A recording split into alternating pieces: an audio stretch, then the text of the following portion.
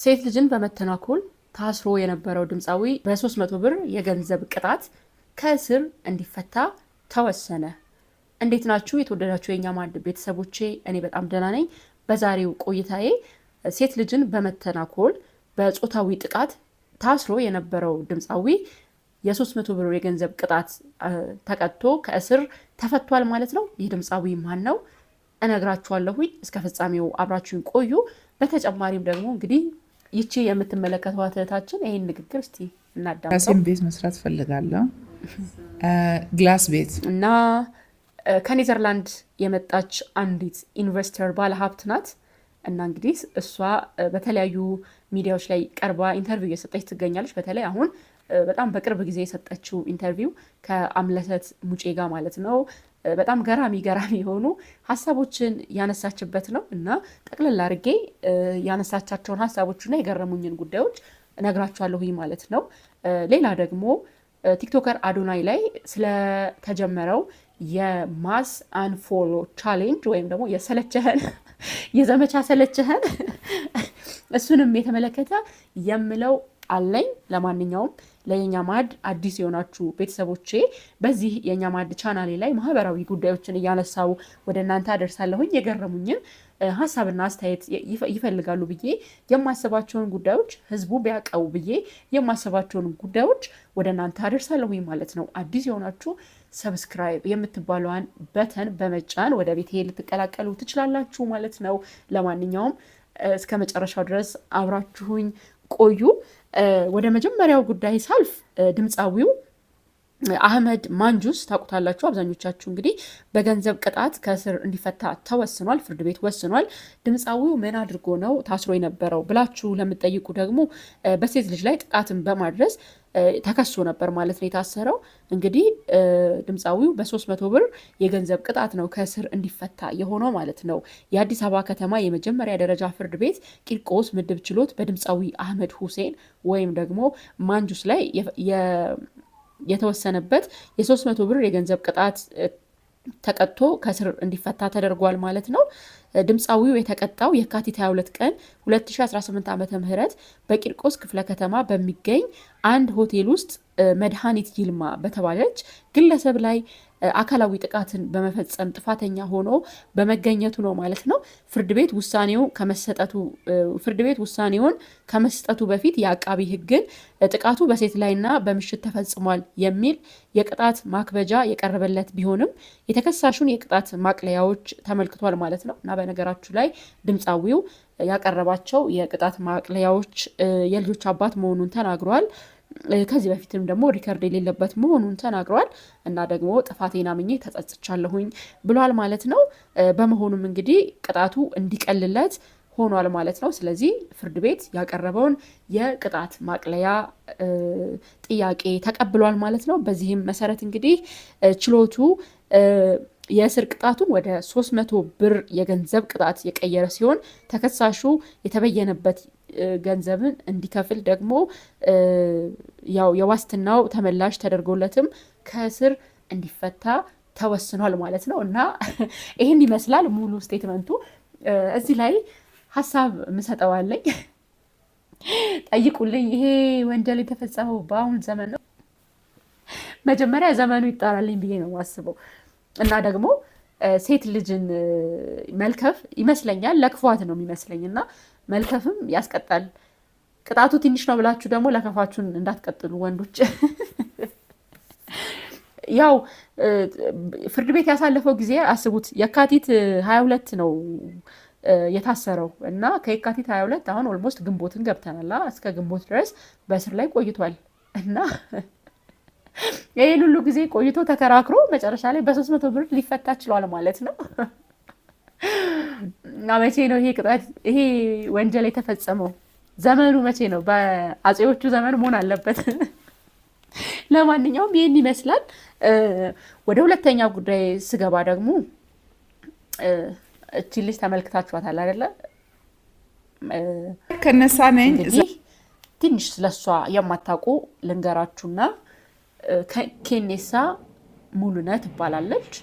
ኢትዮጵያዊ ናት። ትውልዷ በ2-3 ዓመት አካባቢ ወደ ኔዘርላንድ ሄዳለች እና እዛ ነው ያደገችው ማለት ነው። አሁን ወደ ከ35 ዓመት አካባቢ እንደዚህ ከ30 ዓመት በላይ ስትደርስ ኢትዮጵያ ተመልሳ የመምጣት ሀሳብ ውሳኔ ላይ ደረሰች ማለት ነው። ስለዚህ ኢትዮጵያ መታለች። እሷ እንደምትለው ከሆነ በጣም ግዙፍ በሆኑ ኢንቨስትመንቶች ላይ ትሳተፋለች እና እየሰራች የምትገኘው በተለይ በጨርቃጨርቅ ኢንዱስትሪ ላይ ትሰራለች እና ደግሞ የተለያዩ ሼሮችን በተለያዩ ካምፓኒዎች ውስጥ እየገዛች ትሸጣለች ማለት ነው እና ሼር ሆልደር ሼሮችን በመሸጥ እንደዛ ነው ማለት ነው። የገንዘብ ምንጯ ዱባይ ቤት እንዳላት ተናግራለች። ከዛም በተረፈ ሲንጋፖር ቤት አላት። ኢትዮጵያም ደግሞ ግላስ ወይም የጠርሙስ ነው የመስታወት ነው ሙሉ ቤት የመስራት እቅድ አላት ማለት ነው። ባለትዳር ናት እና የምትናገራቸው ሀሳቦች በጣም ነው የሚገራርሙት። በተለይ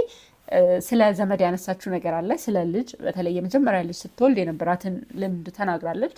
ከዛ ደግሞ በመቀጠል ስለ ትዳር ተናግራለች ማለት ነው። ከየቱ ልጀምርላችሁ? እስቲ ስለ ዘመድ የተናገረችውን እንስማው። ትስማሙበታላችሁ? እስቲ እንስማውና እንቀጥላለን። እንግዳ ሁሌ በየጊዜ ከሚመጣ አንዴ ሁላቸውንም ጋብዞ ድግስ ማድረግ ይሻላል። እንግዲህ ዘመድን አስመልክቶ በጣም ይገርማል። አትምጡ አንዴ ኑ ብላለች ማለት ነው። በየጊዜው ልጠይቁኝ መምጣቱ ምንም ፋይዳ የለውም እና እኔን መጠየቅ ከፈለጋችሁ ለእኔም ስራ ያቀልልኛል፣ አንዴ ሁላችሁ ተሰብስባችሁ ኑ ብላለች ማለት ነው። እና በዛው ኤነርጂን በአንድ ቀን ጨርሳለሁ። 3-4 ቀን ሪካቨሪ አለ። በጣም ነው የሚገርመው። ምን ታስባላችሁ? ኢትዮጵያ ውስጥ ማለት አሁን ኢትዮጵያ ውስጥ ይሰራል። በእርግጥ እሷ ያደገችበት የምታውቀው ያለፈችበት ልምዷ ነው እና ይሄ ግን ኔዘርላንድ ውስጥ ይመስለኛል መስራት የሚችለው። እኛ ሀገር ይሰራል ይሄ? እንቀጥላለን። እስቲ ስለ ባል ደግሞ ያለችውን እንስማ። እኔ ራሴን አስደስታለሁ፣ እሱም ራሱን ያስደስታል። አንድ ላይ ደስታችንን እንካፈላለን እንጂ እሱ የኔ ደስታ ምንጭ አይደለም። በጣም ይገርማል።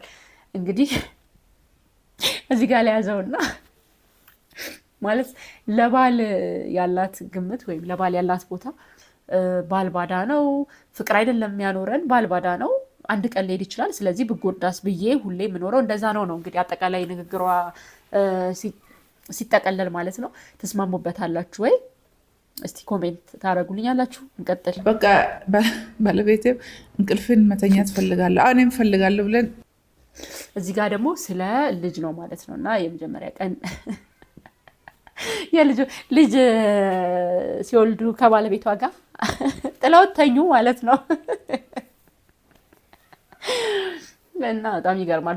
ሁላችንም የመጀመሪያ ጊዜ ስንወልድ የሚያጋጥመን የተለያየ ገጠመኞች አሉ እና የእሷ ግን በጣም ለየት ያለ ነው። የኛ ነው እንዴ ልጅ እኛ ማስተኛት አለብን እንደ እኛ መንከባከብ አለብን ብንተኛስ? ይገርማል። ብቻ ይሄን ይመስላል እና አሁን ኢትዮጵያ መታለች ለመኖር እና በተለይ ቲክቶክ ላይ በስፋት ቫይራል እየወጣች ነው እና እውነት ግን ይዛ የመጣችው አስተሳሰብ ኢትዮጵያ ውስጥ ያራምዳታል? ትቀጥልበታለች ወይ? ያው መብቷ ነው፣ የራሷ የግሏ የምትኖርበት ዓለም ነው እና በራሷ ዓለም ውስጥ ነው እየኖረች ያለችው እኔ ሲመስለኝ። እና ኢትዮጵያ ውስጥ እንደዛ መኖር እንችላለን ብላችሁ ታስባላችሁ? ያው ባህል አለ፣ በቃ የኛ አኗኗር የተሳሰረን ነገር ነን ማለት መልካምም ባልሆነው ማለት ነው። ለማንኛውም የእሱ አስተሳሰብ ኢትዮጵያ ውስጥ መታ ለመኖር ይመቻል ወይ? እስቲ ኮሜንት አድርጉልኝ እና ወደ ቀጣዩ ደግሞ ልለፍ። እንግዲህ ቀጣይ ያስኩት አጀንዳ የቲክቶከር አዶናይ አጀንዳ ነው እና ቲክቶከር አዶናይ እንግዲህ እንደመጣ አካባቢ ኢትዮጵያ ውስጥ የነበረውን ፍቅር፣ የነበረውን ተቀባይነት፣ የነበረውን ክብር እናስታውሳለን ሁላችንም እና አሁን ደግሞ ቲክቶከር አዶናይ እንግዲህ ሰለቸህን ወይም ደግሞ አንፎሎ ቻሌንጅ እየተደረገ ነው ማለት ነው እና እሱም እንግዲህ ይሄንን ምላሽ ሊሰጥ ችሏል ማለት ነው።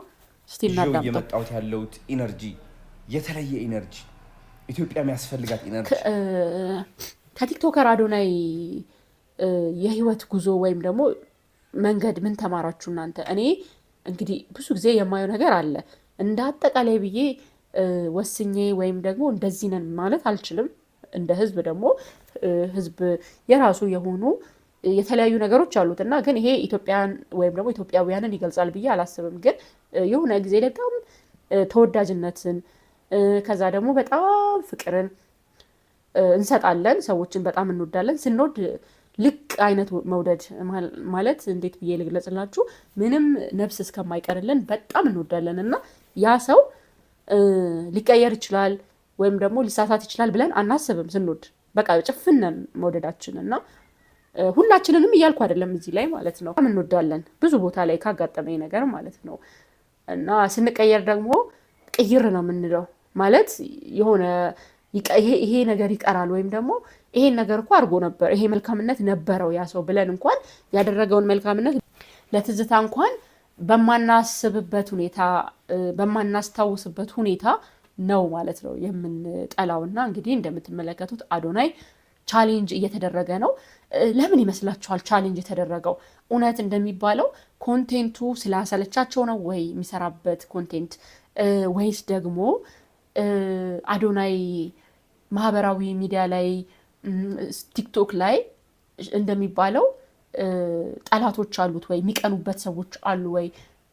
ለምን ይመስላችኋል እንደዚህ ቻሌንጅ እየተደረገ ያለው አዶናይ? እና ሀሳባችሁን ብትሰጡኝ ደስ ይለኛል። ከዚህ ቀደም ሊያ የተናገረችው አንድ ንግግር አለ፣ እንስማ ውስቲ። ዘመኑ እቺ ቀን ትመጣለች፣ አዶናይ ላይ ሙሉ የኢትዮጵያ ሕዝብ ይነሳበታል። ሊያ ያኔም አያችሁ በፊት ሁኔታውን ጠርጥራለች ማለት ነው። እንደዚህ እንደተወደደ የሆነ ቀን ደግሞ ሊሰለች እንደሚችል ስትናገር ነበር ማለት ነው። የተወደደው ሶሻል ሚዲያ የተደነቀው ህዝብ ላይ እና ለማንኛውም አዶናይ እንግዲህ አሁን ሰለቸህን ያው ኮሜንቱን እንደምትመለከቱት ነው። ሰለቸህን ቻሌንጅ ተጀምሮበታል ማለት ነው። ለማንኛውም የእሱንም ደግሞ ውሳኔ ወይም ደግሞ እሱም በአለው አሁን እየሰራ በሚገኘው ኮንቴንት እንደሚቀጥል አስታውቋል ማለት ነው። በመጨረሻም ደግሞ ቲክቶከር ጃኒ እና የአዶናይ ወንድም አብረው እየሄዱ ሳለ የመኪና አደጋ እንደደረሰባቸው በትናንትናው ዕለት ተገልጾ ነበረ እና በተለይ ወንድሙ መጎዳቱን ሰምተናል እና ግን በተለይ ጃኒ ያን ያክል የከፋ ጉዳት እንዳላስተናገደች እና ታክማ ወደ ቤቷ እንደተመለሰች ነው ማለት ነው እየሰማ ነው። ስለዚህ ያው የተለያዩ ዩቲዩበሮችም የተለያዩ ሰዎች ሀሳብ እየሰጡ ነበረ። በጣም ያዘንኩት ስሰማ እኔ ማለት ነው አንዳንዶቹ የሰጡትን ማለት ነው። እንኳንም አደጋው አጋጠመሽ እኔ ማዝነው የአዶናይ ወንድም በመኖሩ ነው አይነት አሁን እንደምትሰሙት ሄለን እንግዲህ እንደዚህ ብላለች ማለት ነው። ለማንኛውም ለክፉም ለደጉም ያው ጃኒ ታክማ ወደ ቤቷ ተመልሳለች። ሙሉ ጤንነትን ለአዶናይ ወንድምም ለጃኒም እመኛለሁኝ ማለት ነው። የዛሬ ቆይታዬ ይሄን ይመስላል። እስቲ እናንተ ምን ታዘባችሁ? ሀሳብ አስተያየቶቻችሁን ኮሜንት ላይ ልታስቀምጡ ትችላላችሁ። እዚህ ቤት የገባችሁ አዲስ ደግሞ የሆናችሁ ሰብስክራይብ በማድረግ ቤተሰቤን ልትቀላቀሉ ትችላላችሁ ማለት ነው። በጣም ነው የማመሰግነው የእኛ ማዕድን ስለምትደግፉ እና ከኔ ጋር ስለሆናችሁ ማለት ነው። ስለዚህ ውዶቼ በጣም ወዳችኋለሁኝ። ቻው